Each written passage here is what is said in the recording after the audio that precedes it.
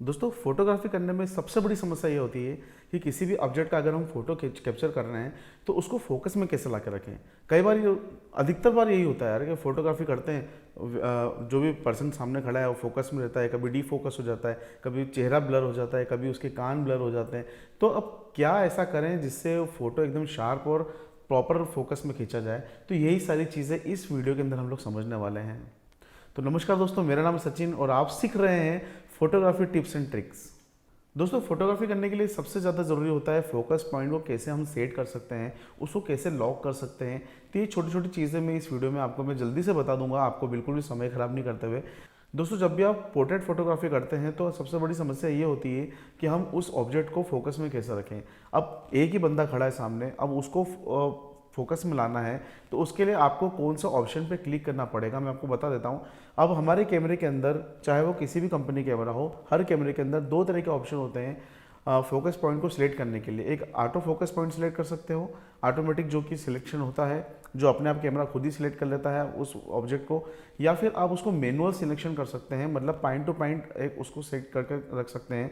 जैसे अगर आपको चाहें तो आप उसकी आंखों को सेट कर सकते हैं, सिलेक्शन कर सकते हैं, फेस को सिलेक्ट कर सकते हैं, अगर आपको उसकी कानों को शार्प दिखाना है तो उसको सिलेक्ट कर सकते हैं। उसके पास में जस्ट एक और कोई बंदा खड़ा उसको फोकस में लेना हो, इसको डी फोकस करना है तो उसको मैनुअली सिलेक्ट कर सकते हैं।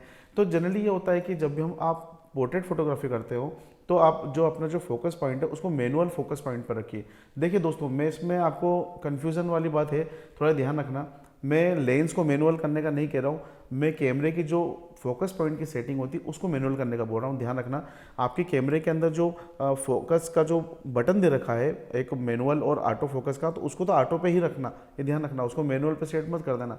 अगर आपने उसको लेंस को मैनुअल पे सेट कर दिया तो फिर फोकस बॉडी नहीं कर पाएगी उस चीज़ को, तो वो बिल्कुल उसी जगह पे फोकस रहेगा। बाकी आपको फोकस करने के लिए रिंग की मदद लेना पड़ेगी। कैमरे के अंदर जो भी आप सेटिंग करोगे फोकस पॉइंट की, जैसे मेरे पास फिलहाल जो कैनन 200D जो फिलहाल जो मेरे हाथ में है, इसके अंदर जो फोकस पॉइंट्स हैं 9 ऑटो फोकस पॉइंट्स है। तो अब 9 ऑटो फोकस पॉइंट्स को सेट करने के लिए मैं आपको कैमरे में दिखा देता हूँ। तो देखिए यहाँ पे 9 ऑटो फोकस पॉइंट दे रखे हैं। अब इसको अगर आप सिलेक्ट करते जाएंगे तो देखिए इस टाइप से ये जगह जगह पॉइंट्स को सिलेक्ट करता जा रहा है।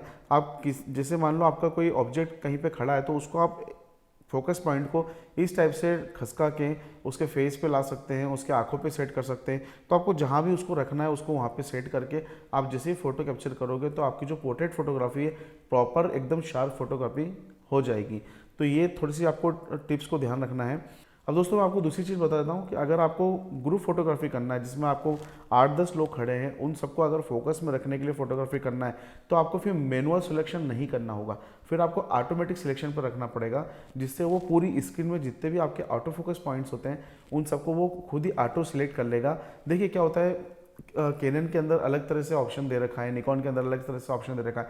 निकॉन के अगर आप 5600 5500 या फिर इसकी फुल फ्रेम बॉडी भी कोई भी यूज़ करेंगे तो उसमें क्या होता है कि 3D ऑटो फोकस का ऑप्शन होता है, एक वन सिंगल ऑटो फोकस का पॉइंट का ऑप्शन होता है, 5 ऑटो फोकस पॉइंट के सिलेक्शन होते हैं। जैसे मेरा पास जो मैं फिलहाल जो कि जिस कैमरे से मैं शूट कर रहा हूँ, मेरे पास निकॉन D5500 है, तो उसके अंदर 39 ऑटो फोकस पॉइंट दे रखे हैं। अब 39 ऑटो फोकस पॉइंट को वो सेट करने के लिए उसमें बहुत सारे ढेरों ऑप्शन उसने दे रखे हैं। इतने तो इसके अंदर भी नहीं है, 200D के अंदर भी नहीं मिलेंगे आपको। अगर आपके पास निकॉन का कैमरा है तो उसके अंदर आपको 3D ऑटो फोकस पॉइंट मिलेगा, ये आपकी ग्रुप फोटोग्राफी में बहुत मदद करेगा आपको। उसके बाद अगर आप उसको ऑटो सर्वो पे सेट करके रख देंगे तो वो ग्रुप फोटोग्राफी में आपको बिल्कुल प्रॉपर फोटोग्राफी करके रखेगा। तो ग्रुप फोटोग्राफी में दोनों चीज़ आप सिलेक्शन में रख सकते हैं, एक तो ऑटो सर्वो सिलेक्शन और एक होता है 3D सिलेक्शन। तो ये दोनों बहुत बेस्ट हैं, पर इन दोनों में से मैं पहली प्रायोरिटी दूंगा ऑटो सिलेक्शन को। ठीक है, ये ध्यान रखिएगा कि तो उसमें क्या होता है कि वो जितने भी 39 ऑटो फोकस पॉइंट्स हैं वो सारे एक्टिव हो जाते हैं और पूरे ग्रुप को वो खुद ही सिलेक्ट कर लेता है और बहुत बढ़िया प्रॉपर फोटो आपकी पूरी फोकस में कैप्चर होगी। अब उसके बाद ये आती है कि सिंगल शॉट कब यूज़ करना। मैंने आपको बता ही दिया कि जब भी आप पोर्ट्रेट फोटोग्राफी कर रहे हैं तो आपको सिंगल शॉट को धीरे धीरे खसका खसका के आपको उसके फोकस पॉइंट को सेट करना है। जहाँ भी आप उसके पॉइंट को रख दोगे जब फोटो खींचोगे तो वो एरिया बिल्कुल शार्प हो जाएगा, बाकी सब डीफोकस हो जाएगा। तो ये सब चीज़ें आपको ध्यान रखना है। अब दोस्तों बारी आती है कि जब भी आप शाम के टाइम पे कुछ फोटोग्राफी करते हैं तो उसमें काफ़ी दिक्कतें आती हैं, ऑब्जेक्ट प्रॉपर दिखता नहीं है। हम लोग तो हमारे आंखों से देख रहे थे, बाकी कैमरा उसको जज नहीं कर पाता है। तो उस कंडीशन में आपको अपने ऑटो फोकस पॉइंट का सिलेक्शन कैसे करना है मैं बता देता हूँ। आप अगर आप शाम के टाइम पे कुछ फोटोग्राफी कर रहे हैं और अगर आपको ऑब्जेक्ट बिल्कुल भी क्लियर नहीं दिख रहा है, मतलब थोड़ा सा धुंधला दिख रहा है, कम दिख रहा है, तो उस कंडीशन में आपको ऑटो फोकस पॉइंट को ऑटो सर्वो पे सेट करके रखना है। जैसे अगर आप कैनन का कैमरा यूज़ कर रहे हैं तो इसमें दो मोड होते हैं, एक ऑटो पॉइंट सिलेक्शन का ऑप्शन होता है और एक मैनुअल पॉइंट सिलेक्शन का ऑप्शन होता है। तो आपको ऑटो पॉइंट सिलेक्शन पे इसको सेट करके रखना है। अगर आप निकॉन का कैमरा यूज़ कर रहे हैं तो उसमें ऑटो सर्वो मोड होता है, उस पर आप उसको सेट करके रख दीजिए। उसके बाद अगर आप शाम के टाइम पे उस ऑब्जेक्ट की फ़ोटो कैप्चर करेंगे तो बिल्कुल आपकी एकदम फोकस में फ़ोटो आएगी, क्योंकि क्या होता है कि ऑटो सिलेक्शन मोड जो होता है पूरी स्क्रीन को फोकस में रखता है। मतलब आपके ऑटो फोकस पॉइंट जहाँ जहाँ हैं, अगर आपके कैमरे में कम ऑटो फोकस पॉइंट है तो वो इतने जितने एरिया में उसके फोकस दे रखे हैं उतने ही सेंसर के अंदर उतने ही एरिया को पूरे एरिया को वो सिलेक्शन करके रखेगा। जैसे मैं निकॉन का जो यूज़ कर रहा हूँ इसमें 39 ऑटो फोकस पॉइंट है, तो मतलब वो ऑलमोस्ट पूरी स्क्रीन को कवर कर लेता है। जब भी आप उसको फोटो कैप्चर करेंगे तो वो ऑब्जेक्ट पूरा फोकस में कैप्चर होगा। तो दोस्तों यही थे छोटे छोटे टिप्स। अगर आपको फोकस करने में कुछ दिक्कत आ रही तो इस वीडियो को देख के आप मेरे ख्याल से घर पे थोड़ा सा ट्राई करिए, आपको बहुत सारी प्रॉब्लम के आपके सॉल्यूशन मिल जाएंगे। अगर फिर भी अगर आपको कुछ प्रॉब्लम आती है तो आप बिल्कुल कमेंट छोड़ना, उस पर मैं एक वीडियो और बना के आपको दूंगा, प्रैक्टिकल करके दूंगा।